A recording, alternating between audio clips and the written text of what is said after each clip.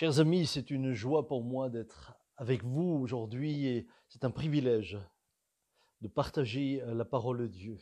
Je voudrais, par ce message, vous encourager. Simplement, vous partager ce que je crois le Seigneur veut également vous dire.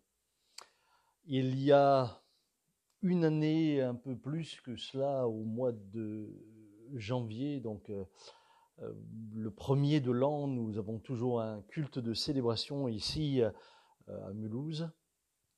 Et le Seigneur nous avait parlé par la parole suivante.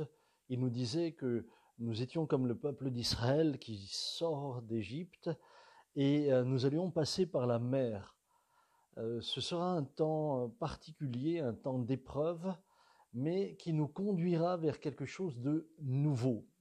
Alors évidemment, nous étions en janvier 2020, nous ne pouvions pas imaginer ce qui allait se produire. Aucun d'entre nous ne pouvait se dire qu'il y allait 3 mois plus tard avoir fermeture des églises pour cause de pandémie. En réfléchissant à ce que je voulais vous partager et en revenant à cette parole, cela m'a ramené à un texte que vous connaissez tous et que j'aimerais partager avec vous dans le livre de Josué. Au chapitre 1, Dieu parle à Josué. Il dit, après la mort de Moïse, serviteur de l'Éternel, l'Éternel dit à Josué, fils de Nun, serviteur de Moïse, Moïse, mon serviteur, est mort. Maintenant, lève-toi, passe ce Jourdain, toi et tout ce peuple, pour entrer dans le pays que je donne aux enfants d'Israël. Tout lieu que foulera la plante de votre pied, je vous le donne, comme je l'ai dit à Moïse. Vous aurez pour territoire, depuis le désert et le Liban jusqu'au grand fleuve, le fleuve de l'Euphrate, tout le pays des Essiens, et jusqu'à la grande mer, vers le soleil couchant. Nul ne tiendra devant toi. Tant que tu vivras, je serai avec toi, comme j'ai été avec Moïse. Je ne te délaisserai point, je ne t'abandonnerai point. Fortifie-toi et prends courage, car c'est toi qui mettras ce peuple en possession du pays que j'ai juré à leur père de leur donner. Fortifie-toi seulement et aie bon courage, en agissant fidèlement selon toute la loi que Moïse, mon serviteur, t'a prescrite. Ne t'en détourne ni à droite, ni à gauche, afin de réussir dans tout ce que tu entreprendras. Que ce livre de la loi ne s'éloigne point de ta bouche. Médite-le jour et nuit, pour agir fidèlement selon tout ce qui est écrit, car c'est alors que tu auras du succès dans tes entreprises, c'est alors que tu réussiras. Ne t'ai-je pas donné cet ordre? Fortifie-toi et prends courage, ne t'effraie point et ne t'épouvante point, car l'Éternel ton Dieu est avec toi dans tout ce que tu entreprendras. Mes amis, Dieu nous avait parlé dans ce mois de janvier 2019, mais sans nous laisser entrevoir ce que nous allions traverser. Dieu s'adresse là à Josué. Le peuple d'Israël était en route vers ce pays qui avait été promis. Ils avaient des promesses. La promesse de retourner dans ce pays merveilleux. Et pour chacun d'entre nous, nous avons reçu des promesses. Nous avons reçu des promesses concernant nos vies privées, nous avons reçu des promesses concernant peut-être ce que nous avons entrepris, nous avons des promesses concernant la vie de l'Église, nous avons pu les uns et les autres d'une manière ou d'une autre recevoir une direction de la part de Dieu. Mais entre la direction que Dieu nous a donnée ou la promesse que nous avons reçue et l'accomplissement de cette dernière, il y a parfois un chemin surprenant, un chemin que nous n'imaginons pas, un chemin qui sort de ce que nous pouvons finalement programmés. Nous ne contrôlons pas tout. Nous sommes dépendants de ce qui est devant nous, mais sans forcément savoir ce qui viendra. Nous pouvons programmer beaucoup de choses. Ce n'est pas pour autant que les choses se passeront toujours comme nous l'avons pensé. Qui en Europe, qui dans le monde pensait qu'en 2020, tout serait bouleversé, scientifiquement, économiquement, politiquement? Bien sûr que chacun avait fait des plans, chacun avait fait des projets. Bien sûr que les plannings étaient bien organisés. J'en sais quelque chose, j'ai dû annuler toutes les dates que j'avais fixées. Bien sûr que, même pour l'Église, les grands événements étaient déjà marqués. Mais tout a été bouleversé. En un instant, en un seul. Permettez-moi de revenir à Josué, de revenir au peuple d'Israël. Voyez-vous, le peuple d'Israël est en route vers un pays promis. Et ce qui est très particulier, c'est d'abord que ce peuple va retourner vers un pays d'où il vient sans jamais l'avoir vu. 400 ans plus tôt, leurs ancêtres étaient arrivés en Égypte. 400 ans plus tôt, Joseph ouvrira la voie pour que finalement toute cette tribu puisse arriver là en Égypte. Et puis ils connaîtront une dégradation en Égypte jusqu'à l'esclavage, un esclavage terrible.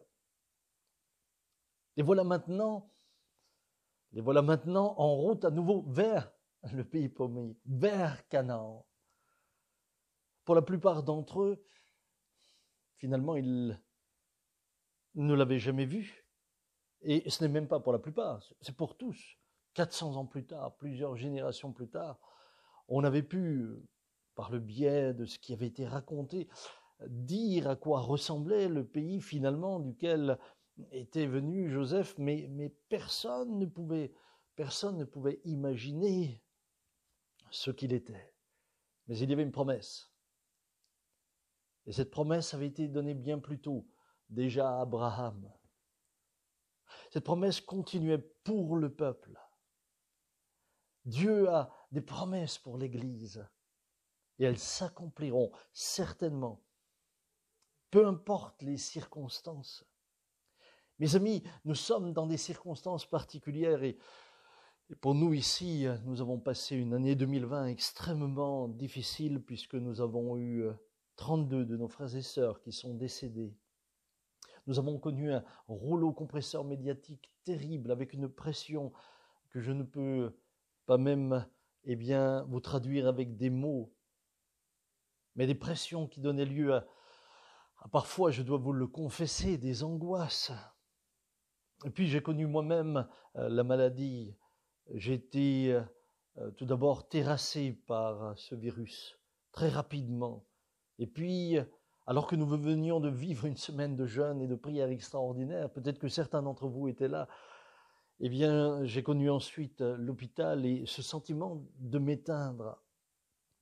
Et je me souviendrai toujours, lorsque j'étais très faible à l'hôpital, lorsque je ne voyais pas forcément de grandes perspectives, lorsque cette parole, vous serez comme le peuple, vous traverserez la mer Rouge et je vous mènerai vers quelque chose de nouveau. Je m'en souvenais, je me disais, mais Seigneur, j'ai le sentiment que la mer se referme sur nous. Et je lui disais, si nous sortons de cette épreuve, c'est un miracle. Si nous sortons, si nous serons encore debout, après que ce rouleau compresseur soit passé sur nous, si les membres de l'Église reviennent après tout ce qu'ils ont souffert, parce que certains ont aussi été menacés par leur famille, qui les accusaient d'avoir amené le virus, d'autres ont été menacés par leurs collègues de travail. J'ai un de mes amis, finalement, que l'on a remercié pour ses services après 32 ans, où l'on n'a rien eu à lui reprocher. Nous avons eu un membre de l'Église qui a reçu un courrier venant d'un homme qui disait « Toi et ta secte, vous avez tué mon père, je vais cramer ta baraque ». Nous avons nous-mêmes eu des menaces directes. On vous descendra la Kalachnikov ou on vous brûlera le bâtiment. Vous savez, lorsque vous avez toutes ces menaces, c'était notre petite standardiste était totalement déprimée. Tant de gens l'appelaient pour l'insulter.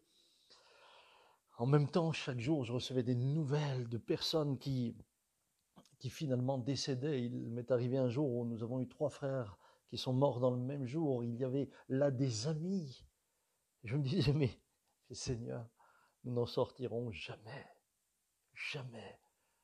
Voyez-vous, les circonstances par lesquelles le peuple d'Israël va passer en route vers le pays promis ne furent pas simples. C'était pas facile. Il y a eu des épreuves. Lorsque vous êtes en route vers vos promesses, ce n'est pas un long fleuve tranquille. Les choses ne se passent pas toujours comme vous les avez imaginées.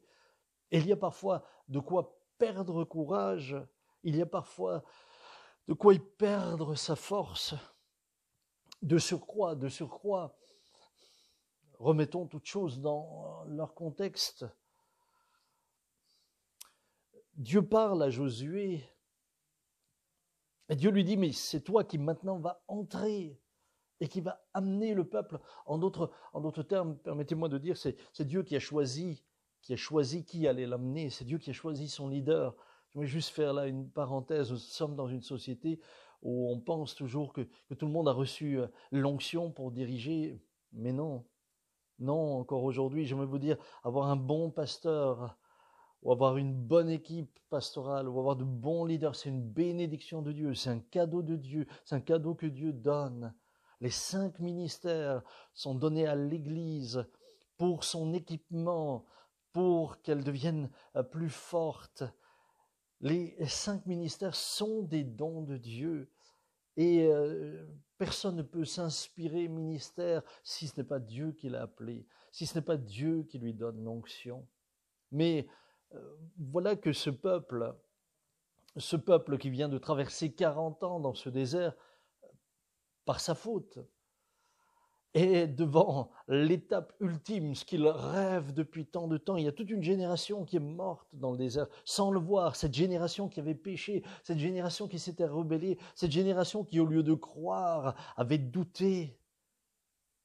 Il y a parfois des hommes et des femmes qui ne voient jamais les promesses se réaliser parce qu'ils n'ont pas cru jusqu'au bout. Il y a des hommes et des femmes qui n'entrent pas dans ce que Dieu a voulu parce qu'ils s'arrêtent. Il y a aujourd'hui, au travers de cette pandémie finalement, qui est comme un révélateur dans l'Église, des hommes et des femmes qui ne sont plus là.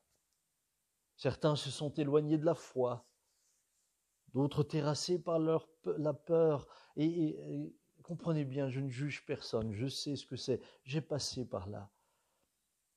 Mais n'ont plus le courage d'aller au rassemblement de l'Église, n'ont plus le courage de sortir de chez eux, restent derrière leurs écrans. Non pas que je ne me réjouis pas pour toutes les personnes que nous pouvons bénir par le net, mais si vous avez une église vivante, votre place n'est pas derrière un écran, votre place est dans votre assemblée.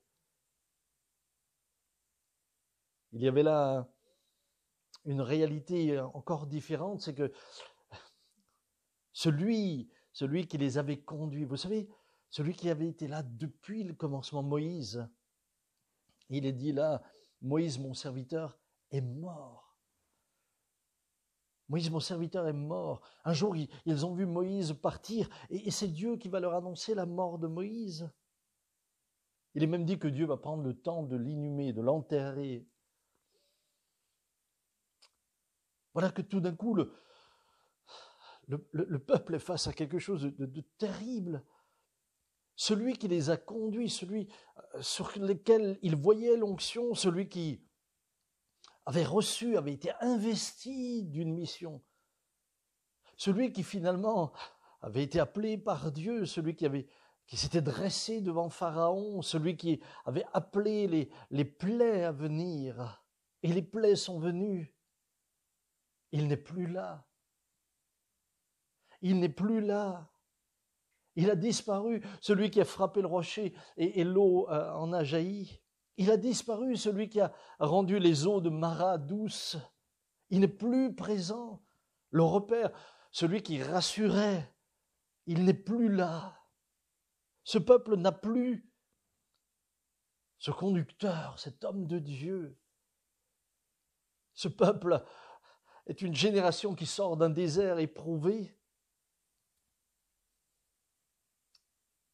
Mais il n'est plus là, celui qui, au moment où l'armée des Égyptiens est arrivée, où finalement ils étaient face à la mer des roseaux, où ils étaient condamnés, pour ainsi dire, va prendre son bâton, frapper la mer, et la mer va s'ouvrir. Il n'est plus là. Il n'est plus là. Et il y a parfois dans notre marche des repères qui disparaissent. Moi, dans cette période de pandémie, j'ai perdu des hommes qui étaient pour moi de vrais repères, une vraie bénédiction. Et tout d'un coup, ils ne sont plus là. Et on a le sentiment, mais comment allons-nous arriver? Comment allons-nous continuer? Qu'allons-nous faire? Voyez-vous, il y a dans ce texte une promesse extraordinaire. Et la promesse extraordinaire dans ce texte dépasse la promesse du pays promis. La promesse qui est dans ce texte, il y a une promesse qui est au-delà du pays promis, qui est au-delà de tout ce que Dieu peut te donner. Peut-être traverses-tu un temps économique extrêmement difficile et tu ne vois pas le moyen d'en sortir. Peut-être es-tu dans une maladie et la souffrance est telle que tu ne vois pas comment tu peux en sortir. Peut-être es-tu dans une difficulté relationnelle ou une difficulté conjugale ou une difficulté familiale, je ne sais. Et tu ne vois pas comment tu vas sortir. Je vous assure, quand j'étais à l'hôpital, quand je me sentais m'éteindre, quand je voyais tous ces articles, les émissions de télévision, vous savez, nous avons essayé de comptabiliser les articles qui ont été écrits à ce moment-là. Nous avons réussi à comptabiliser plus de 530 articles avec des émissions radio. Le Washington Post, le Financial Times, la BBC, tout le monde parlait de ce qui se passait ici. Et je me disais, mais Seigneur, nous n'en sortirons pas. Avec toute la haine. Avec toute la haine. Je me disais, les frères et sœurs vont jamais avoir le courage de revenir. Dans ce texte, Dieu parle à Josué. Il lui dit, mon serviteur Moïse est mort. Maintenant, lève-toi.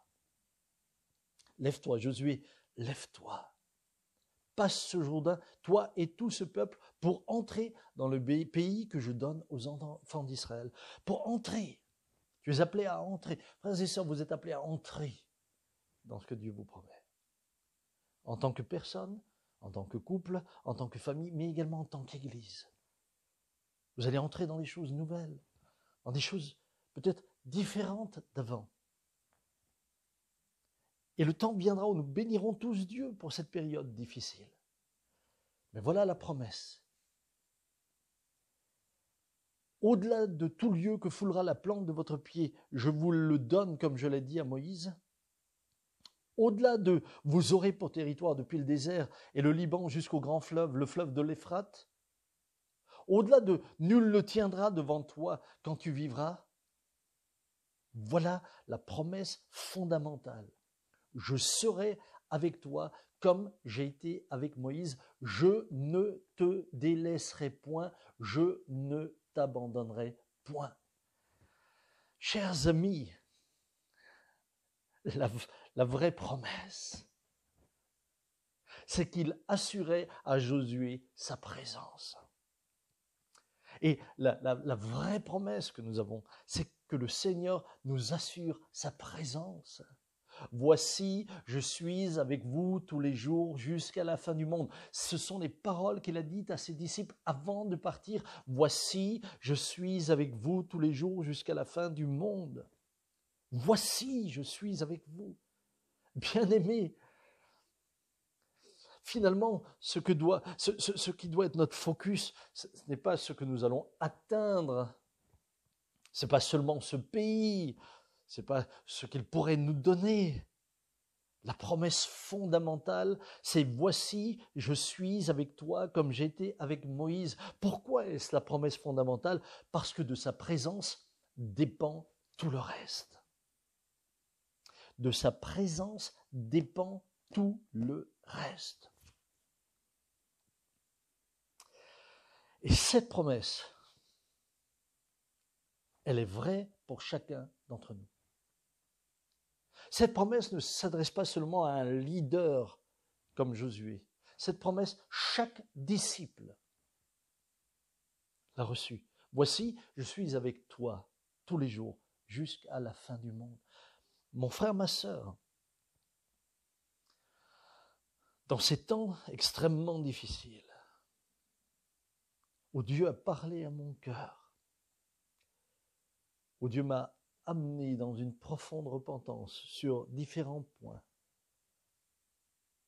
il y a une chose qui m'a tenu debout. Beaucoup de personnes m'ont demandé, mais comment avez-vous réussi à être résilient comme cela? Comment avez-vous réussi, malgré tout ce qui vous est arrivé, à vous relever? Et ce n'est pas terminé. Comment avez-vous réussi? Bien-aimés, écoutez-moi bien. Nous n'avons rien réussi du tout. La résilience n'est pas venue de nos forces physiques, mentales ou de notre force de groupe. Notre résilience est le résultat de sa présence.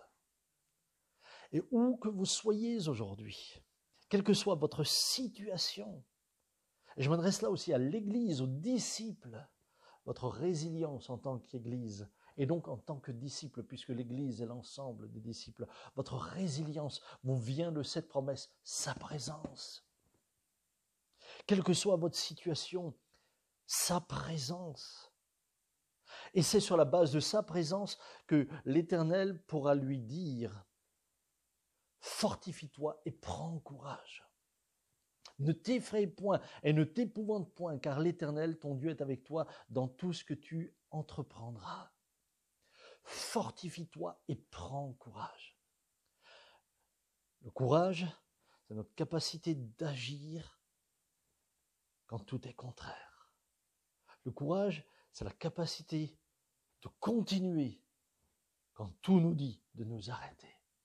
Et aujourd'hui, peut-être certains sont découragés, certains sont assis chez eux, certains pleurent, certains disent peut-être même « je n'ai plus le courage d'aller au rassemblement de mon assemblée.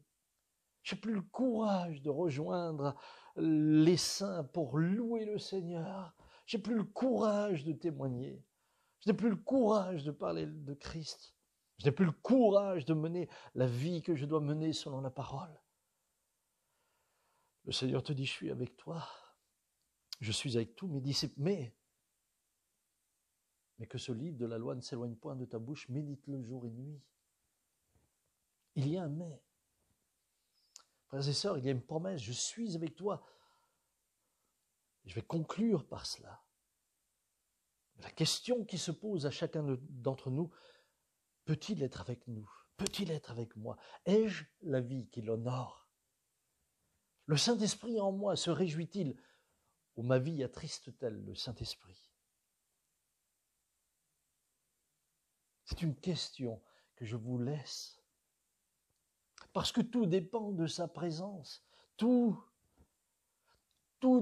est déterminé par sa présence. Josué, tu peux être fort parce que je suis avec toi. Et je te promets une chose, je suis avec toi comme j'étais avec Moïse. En d'autres termes, tu peux t'attendre à voir ma gloire se manifester comme elle s'est manifestée pour Moïse. Autrement dit, tu ne feras pas forcément les choses que Moïse a faites parce que chacun fait les choses qu'il doit faire selon le cadre de la mission que Dieu lui a confiée. Élie n'a pas fait ce que Moïse a fait. Élie a fait descendre le feu pour ramener le peuple vers Dieu. Mais Élie n'a pas séparé la mer. Chacun d'entre nous recevons l'onction pour la mission qui est la nôtre. Chaque Église reçoit l'onction pour sa mission. Et c'est pourquoi j'aimerais vous encourager, oh mes chers amis. Ne vous découragez pas, ne baissez pas les bras. Relevez-vous. Il est là, il est avec vous. Oh, que son nom soit béni. J'aurai encore tant de choses à vous partager, mais veillez à une chose. Serrez sa parole dans votre cœur afin de ne pas pécher contre lui, comme le dit David. Que cette parole, vous puissiez lui obéir, comme Abraham obéira à cette parole lorsqu'il sera appelé, lui qui était confortablement installé à Ur en Chaldée. À cette époque-là, à Ur, on bâtissait déjà des maisons de plusieurs étages, disent les archéologues.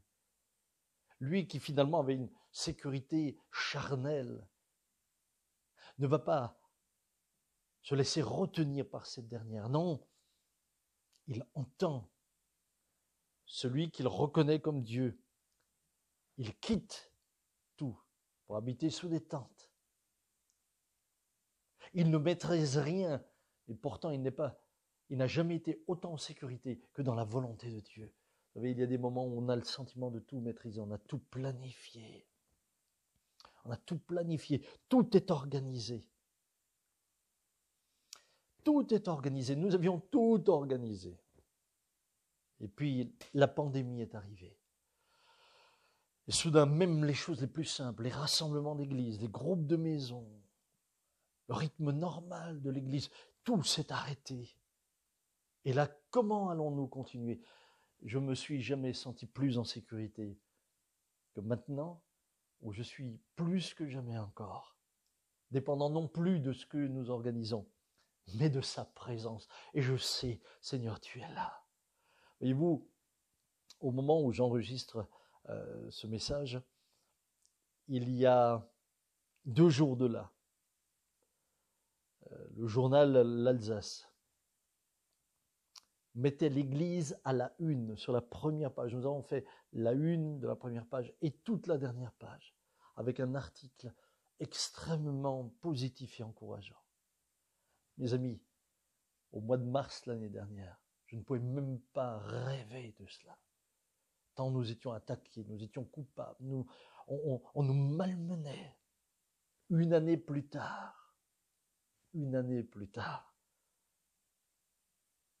on parle de nous différemment.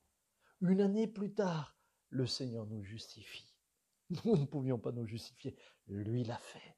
Alors ne vous découragez pas, soyez forts. Et souvenez-vous, la promesse la plus importante n'est pas que vous réussissiez, n'est pas même votre guérison, n'est pas même que vous ferez de grandes choses. Non, non, la promesse la plus importante est la suivante. Voici, je suis avec toi comme j'étais avec Moïse. Voici, je suis avec vous tous les jours jusqu'à la fin du monde. Je vous invite à la prière. Père, merci. Merci pour ce moment de partage avec mes bien-aimés. Bénis-les là où ils sont. Oh, tu vois ceux qui sont dans une situation pénible, difficile. Ceux qui se posent la question, mais comment allons-nous continuer? Ceux qui, dans cette période difficile, ont perdu leur repère. Ceux qui ne savent pas de quoi sera fait demain.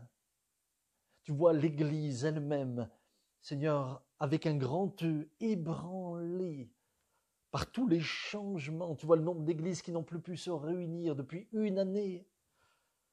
Tu vois ceux qui, Seigneur, eh bien, n'ont plus pu aller alors finalement dans le lieu où ils se réunissaient pour te louer et t'adorer. Oh, fortifie tes enfants, fortifie les disciples. Et aujourd'hui, Seigneur, permets-leur de réaliser, mais le Seigneur est avec moi. Il est avec moi, il l'a promis jusqu'à la fin du monde. Ma seule préoccupation doit être de respecter sa parole. Jésus, tu as dit, ma nourriture est de faire la volonté de mon Père qui est dans le ciel. Donne-nous, Seigneur, comme nourriture de faire ta volonté. Celui qui m'aime garde mes commandements. Donne-nous de garder tes commandements, à commencer par t'aimer de tout notre cœur et nous aimer les uns les autres. Que ta grâce repose sur tous mes bien-aimés. Et Seigneur, que ta joie et ta force les envahisse. Sur la base de cette promesse, voici, je suis avec vous tous les jours jusqu'à la fin du monde. Amen. Soyez bénis, mes bien-aimés. Soyez richement bénis. Et nous aurons certainement l'occasion de nous revoir. À bientôt.